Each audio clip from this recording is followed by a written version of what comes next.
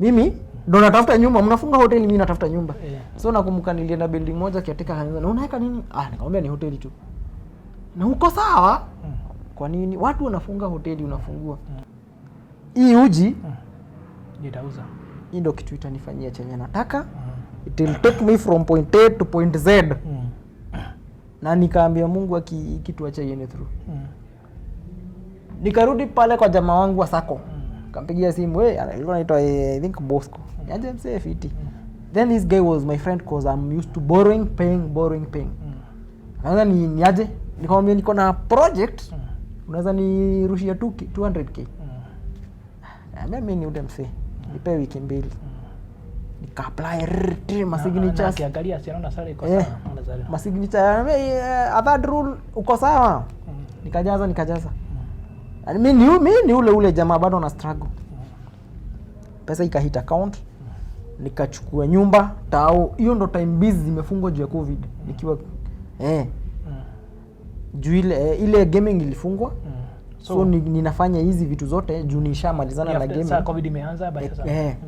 So hoteli zimefungwa if you remember. So many hotels closed na COVID. Sana. Mimi ndo natafuta nyumba, mnafunga hoteli, mimi natafuta nyumba. So nakumbuka nilienda building moja kiatika kanisa, na unaweka nini? Nikamwambia ni hoteli tu. Na uko sawa? Kwa nini watu wanafunga hoteli unafungua? Kaambia yangu lazima. And true to my word, I went live, nikafungua hoteli. Inaitwa G Dietary House. Na baadaye nakumbuka ukifungua nikaona umefungua nikawa mbona George yake nipigia simu the same thing ni feel because we could have combined this effort and become better and give you a chance to become bigger. So mimi nikafungua kwa inaitwa G Dietary House pale. Nimepimp matisho acha tu. Nilikuwa na 5 employees.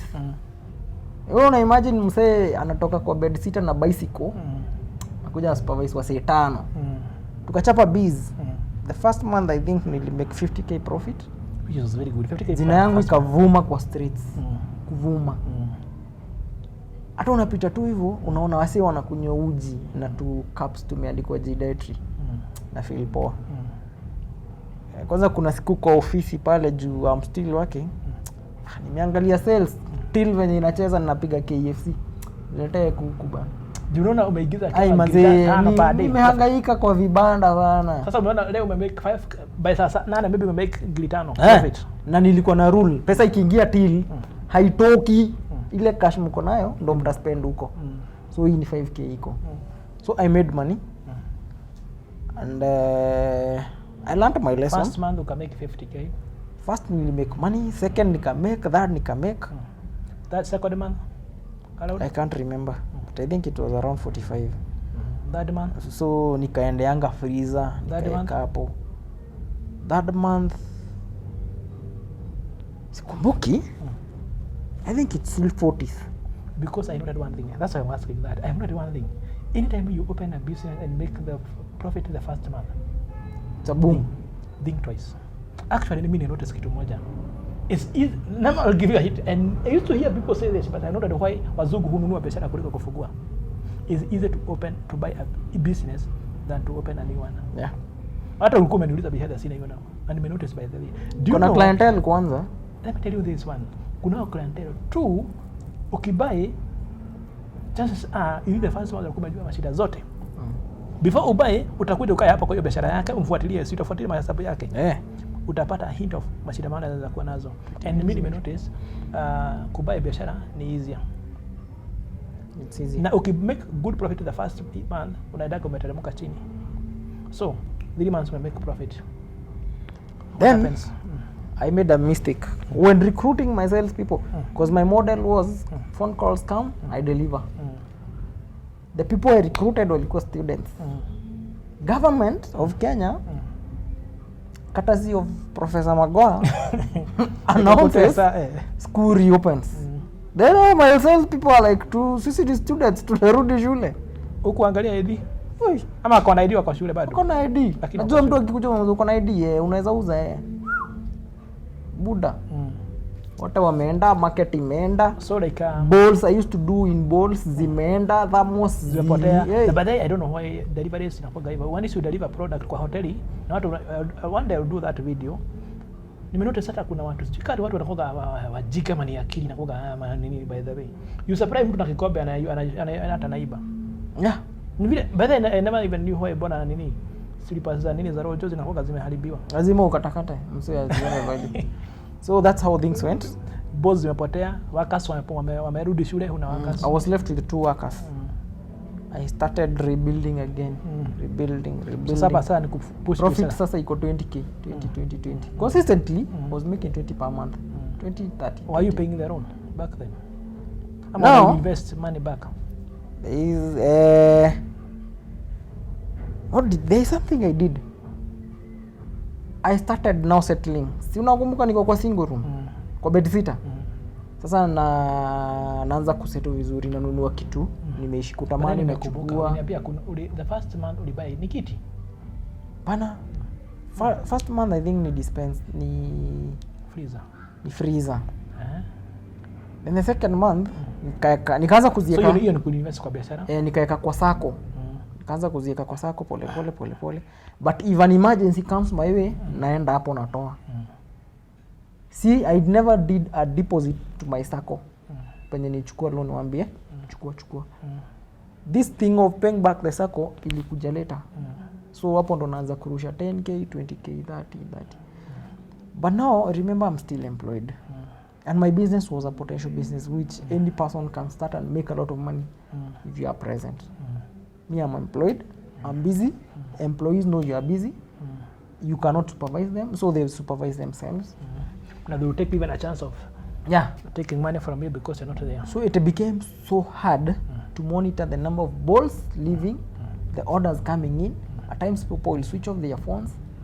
And the lady that I trusted most, she was a graduate, she got a job in a bank. That was now the beginning of my ups and downs. So it wasn't easy. Ukaleta kijana wako ulimleta lini? I brought a guy on board from inception. Things didn't work out. Because you see, I realized one thing, you don't run business based on, we call it sympathy or compassion. Yeah, you don't. You unasema, najua jamaa fulani, acha nimwokole. You don't. If you start a business, get people, interview them professionally. Do your vetting. Actually, kuna jamaa, let them qualify for that job. Kuna jamaa nimeita interview, akaniuliza, ati kwani unauliza questions kama ni 5-star hotel? Nikamwambia yangu ni 5-star. Exactly. Na I felt like hapana tuweze waka na yeye. Yeah. So that is a mistake I made. Mimi sahi hata nikifungua shop ya mtumba, I will put my adverts online, niseme nafanya hii I need people. And if possible I'll call you, I tell you I need to hire. Go do the interviews for me. See if the 20 applicants niletee 10 sasa we interview them. I'm thinking like the next time I'm doing business now, hiring. Unless in a person I'll be hiring a psychologist to do an interview for me. Yeah, because it's very healthy. Having workers who are mentally healthy is better than having workers who are very experienced. Yeah. So that was another mistake I made. And I closed doors. But hukufugia hapo kuna kitu umesahau. I closed doors. Ulifuga wakati you are employed. Your employer amekuhamisha. I closed doors. Oh, you closed door. Nakumbuka. Nikaambia watu endeni nyumbani, like Mr. Kimutu. Endeni nyumbani. I need a break, I need to think. Kwanza hii biashara unatumia blenders, zimechomeka zimejaa kwa dunia. Actually that thing consumed my profits. But I'll tell you the time ulibuy blender mpaka nikajiuliza ulibuy 5 blenders yangu ikifanya comfortably. Na nimenotice kuna kitu moja But remember I was doing maybe $200 a day. Hii kitu inachoka. Inaguruma. But I believe like Kenyans we need to have I don't know what we can do, but we have so many engineers, we need good blenders by the way. Do blenders hata mimi mwenyewe zimenikost. Nana kuna siku nimekaa pale nimeanalyze profits venye zinaingia, blender venye zinachomeka. Mimi ni nani? I'm here to stay. Manufacturers Industry Area Nairobi. I need a blender yenye inaweza chapa kazi non-stop the whole day. Nikaambia we got you. Hii kitu inaenda 100k.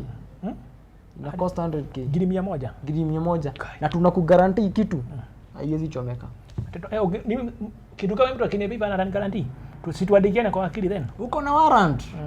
Mimi ndo nakuchapa warrant. Nikaenda nikaona blender hapo. Ile account yangu tu ya biashara siko na pesa. I wired them 100k. nikapewa blender nikateremsha. That blender ilipelekwa teke na employees. Ikahema ikachomeka. After how many months? I think after 2 months. Kai. 100k. Haijarudisha hata bob. Umepigia watu kabia tena? That's when na nikarudisha wanipe replacement which I'm yet to collect. Nikaambia employees maze.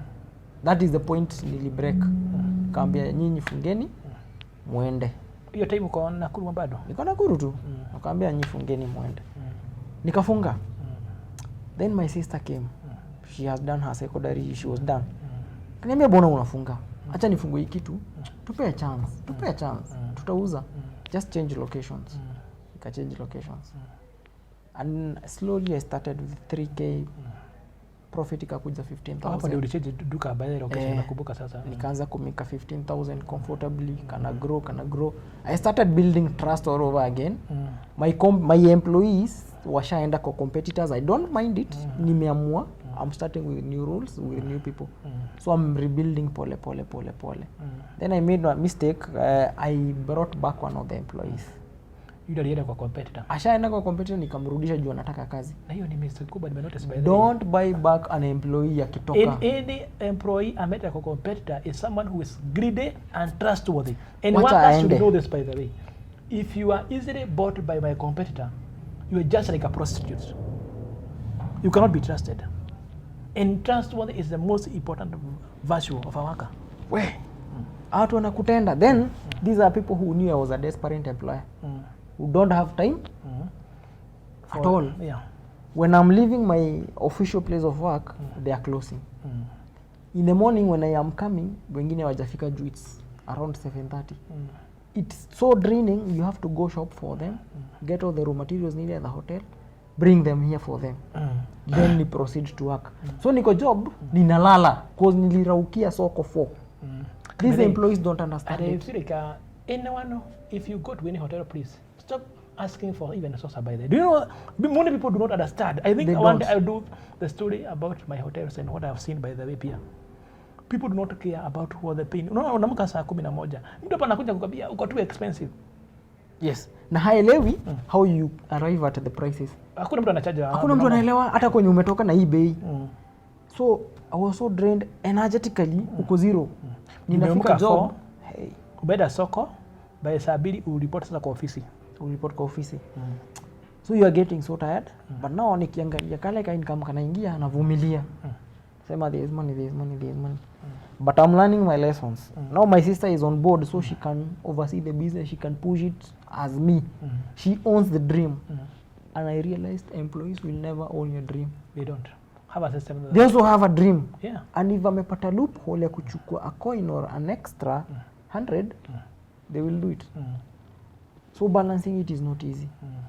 And now, with my sister on board, I was a bit relaxed. So biashara inafanya poa. Yeye anakuangalilia hapo. Biashara inafanya poa, rebrand ama new brand, nimeanza reopen doors. So you take the product wa customer akuza, hii kitu ni ile. Ingine ziko huku ni fake. So hata unaenda kununua uji unaambiwa, kasi ile kampuni inaitwa G-Dietary hatutaki. Tunataka ile kampuni fulani. They know the till. Nasema hii till si ya huko. So venye nimerudi watu wanasema, ulikuwa umepotea bana. So nimeanza kurudi, nimerudi. Then my sister leaves for college. Maisha ikakuwa ngumu. Sasa sana. Nimerudi tena ni mimi. Sister yako amerudi shule? Amerudi shule, nimeachwa. So I had to run the business again alone. Nikairan. Still inajijenga pole. But something happens. My employer comes and says, I need to move you to another town. So I moved to another town. Nikaacha biashara inatengeneza tu pesa. But hiyo pesa inaingia ni juu ile effort mimi as the owner of the business I'm making. The drive, the supervision. Supervision sasa kwa imepotea, so you don't have supervision. So when I'm away, I'm trying to coordinate things in a different town. It's not working. They report a loss the first month. I swallow the pride. I pay the rent. Second month, the venye nimechoma first month, I was so swift to act. Nikaambia watu wangu, mkichoma tena, ninafunga. Siwezi kuwa mbali na walipia rent. Siwezi. Bado sipo kukuwa na biashara inachoma hiyo unalipa rent by then the mental disturbance ya hii kitu yote running from away is not worth it. But have you noted that sometimes watu wanasema ati kujiandika ni safe, But mimi nikuja ku notice by the even employed even is safe and for your mental health than kujiandika kibiashara saa hizi. Yeah, just that the growth phase is minimal. But so, it's mentally safe than kujiandika. Okay, it's short term solution. Utakuwa sawa unalipwa hiyo fixed salary. You see, the thing but is, remember the one who was employed, the thing is also a business. He started with struggles. So to me, I would say this: if you're employed, please do your work the best and make sure your boss make profit. Why? Because your boss is going through a lot than you having constant salary. Yes. Could you agree with that? Many employers operate on losses year in year out, but they pay. Mimi niende kwa siku moja tunanifanyia kazi nzuri sana, but even if I close my BFM and all my other businesses and be employed, there's one thing in my notice: you can shine to an extent. You buy the shares from the owner. Yeah, you don't have to be employed. Actually, it's safer. People have done it. It's safer. But people will always choose a path they want to work on. So the second, after I issued the warning, I realized they are making mid-month. I realized it's all negative. It's all negative. Negative. You know, wanabuy resources and I'm sure wanabuy inputs kila kitu juu kwa town. Na of course watakudanganya kuna si profit ulikuwa na make. Then ukiangalia till unaweza toka biashara from 15,000 to zero. Ukiangalia till mfuko wa mtu. Income inaenda ikishuka pale kwa till. Inashuka. Juu anaambia hata watu wale silipa na till amshiwa.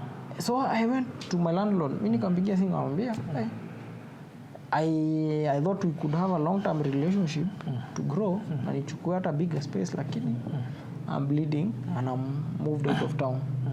So the last definitely lazima umchape kizungu. The last few months imekuwa negative. Lakini mimi naomba wacha tu ni exit, don't charge me because hata siwezi afford. Ama uniambie to prorate hii pesa, unitaka niambie you close the next available weekend. Close. Ni sawa. Furnish do the repairs that need to be done, uiache ikiwa salama. Hapo ukimbiza. Hakunikimbiza. But I have a story of actually someone close, unajua, but I feel like some people who own property need to think and to be human, because I have noted that some landlords don't have brains. I think I will one day do that story because it's vibaya sana. There's no way kama hiyo sasa ilikubia ufuge usije kujia vitu zako juu pia ilikuwa 20k kuja na gari mtu sio akucharge pesa unakuta anakucharge wakati unajaribu kutafuta pesa kuja kuchukua vitu zako uende. Mimi nikajiuliza common sense speaks. Ningojeka sasa hizi nipate cancer. I don't believe the owner of this building na before my irani haiendelei will charge me the rent. Nimekufa wanakuja kuitisha familia yangu lazima mtupee 5 million shilling. Okay, so zingine it will depend with the journey of the boss. But to me I would say this by kuna mwenye pia hiyo building it's few steps to being auctioned by the bank. You see the thing is the funny thing was hiyo time utalifanya hivyo nyumba haiko imejaa. Nyumba kama hiyo haijaja by the way. So if you charge me because niko hosi saa hizi na biashara hairan nimekufa familia yangu inakuja kukujia pesa mnaambia kukuja video studio nasema tunataka have $1 million. Unaona? Ndio mtu hayuko hapa. Biashara unajua nyumba ikiwa imejaa, unaona kai nyumba yangu ikiwa imejaa yote. Hiyo time I would expect to tuseme juu hii biashara, yes, vitu zako zilikuwa ndani na hii nyumba ungetoka kwa mwingine angeingia. But kama nyumba haijajaa unakuja kutia pesa gani? Nyumba iko dhiri kwa sasa full na unakuja kunasema ati huyu wako ametoka atoa vitu zake. The question is nyumba ilikuwa haina customers. So there's no way ningetoka ijae. Aendelea. So me, I was allowed to exit and I exited. That was the end of the chapter. Nikarudisha deposit yangu. Deposit yangu ikarudi, nikaiweka bank. Kwa ile tu account ya hotel, nikaiweka hapo relax kidogo. Then I used it later on some other errands. But now I learned my lessons. What would you learn? Have you learned from your business in investments? If you are employed, stick to your lane, learn to choose your battles wisely. But that's the trick watu wengi hawajui by the way. Usikue pale unaona jamaa anauzanga manguo unaona kwa sababu unasema utaanza. Ati kuna freedom. Ati nitatafuta mtushi niweke MC hapo aniuzie juko job. Hiyo biashara yake imefika hapo juu ya his presence or her presence in that business. George saizi uko off. Mimi niko off. Hauko off kwa job. From 2015 my years can be off. So niko pia another day. Maybe from 2015 I have never gone 2 days without working. And that's what people would say. People should choose their battles wisely. Tuendelee. So don't deceive yourself useme utaifanya. Number 2, if you don't have visibility and control through systems for that business, That business will fail. achana nayo. Ita fail. Kama haujui if that business can't run a day without you, you are employed, achana nayo. Achana nayo. Enda ufanyie mwenyewe boss wako vizuri, kazi mzuri. Ask if there's an option of buy. You see, let me tell you this, George, and I couldn't try to charity saizi. If the boss cannot add you the salary, challenge him to sell shares to you in form of a salary. I would do better if I upgrade my production or my whatever I bring to this company. I want a share extra. Because it's a trick, by the way, you may notice. It's a trick. Yeah, it's a trick, you may notice. Like, saizi mimi nikiingia interview ya job saizi na mtu tulikuwa tutasema naye, I will guarantee you. Saizi I trust myself. I only maybe fail because I have no experience in food science. But if today I go for an interview today for in a company, believe me, in 2 years, nitakuwa na pesa nalipa asilimia and above. And I will actually buy shares in the company I go. That's a trick, you may notice. You don't have to be paid every amount. Lazima ufunguke akili. Lazima ufunguke. Haya, tu. Tumemaliza tu. I think it's the third one. Tumesema if you are not there, leave it. If you cannot control, you cannot go a day without being there, leave it. Yeah, and if you're employed, choose your battles well. And now, if you cannot systemize that business, Like you don't have structures to control wastages and theft. It can't hold the point of sale. It has no CCTVs. You cannot account. Just leave it. You will burn your fingers for no reason. Yeah, that's true. Yes, because you cannot rely on your relatives to run the business for you. People will never understand your dream perfectly and draw it on a paper. Na watu najua. Yes, so it's so hard. So those are the lessons that I learned, and I decided if I ever go back to business, I'll think. Actually, I normally say if you can't go big, I leave it. Yeah. Because going big, you must have structures. Makes it easier for you to manage that business. And going big, you can't become big without structures, formal structures to control wastages, theft, and actually wastages at the workforce. And you can easily get people to buy off your idea, and you get shares. You give them shares. So if you can't, leave it. Kazi, there is a reason zinaitwa vibanda. Vibanda ni za mwenye vibanda na anamkia kibanda yake. There is a reason why your neighbor who has a shop, huko kwa village yenu, has never, that shop has never become a supermarket. Yes. And they will remain like that forever. They don't grow anywhere. But some others will become big. Yeah. But those who start large scale, they're able to retain the brand, and it grows. They open branches, goes. They don't need to be there to run it. Yeah, so mi kama wewe uko job, fanya kazi. Ile time unaweza pata biashara, unaweza systemize, ufanye iran kaha yuko. Na ukitoka, make sure like don't burn the bridges, by the way. You don't.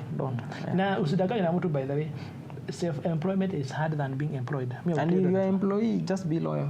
Be loyal. Ile wakati uko hapo, fanya kazi yako venye inafaa. Because that's someone's capital. Amekuentrustia. Unacheza nayo. If your actions today can ruin chances for so many generations, wangesaidika na huyo mtu. Wale watu wanapata pesa inakuwa like ni kama kasi. Yeah. But people need to take responsibility. Any business you run it as if it is yours. Kila kikombe, make sure kikombe yanguki inavunjika. You are protecting your employer, and your employer is able to grow and hire more people. The same, once you go into business, it will replicate to you. Yeah. Thank you. And I think we are done. Thank you so much for hosting me. And that was Biz Busters. In this show, we'll be learning more about businesses. Tutakuwa tunapenda kwa biashara yako. Kama uko na biashara yako, tunatutembea, unatupea stories zako, struggles zako, na pia tunakumarket. And so if you're out there, you can reach me. Of course, kuna few service charge kiasi, because pia siwezi toka hapa nikuje na market na biashara yako Nairobi nitumia fare yangu, by the way. Okay. Lazima support yani. Yeah. But if you're out there, remember you can contact me. And the show is Biz Busters. We'll be doing this, and people will learn from business, because I'm sure if ungesoma vitu zingine ungefanya makosa. Kwa mbali. If actually I knew, I could have accumulated on my capital for next year niende big. Ifungue big. Something big. Two, kuna kitu kingine nime learn from your story.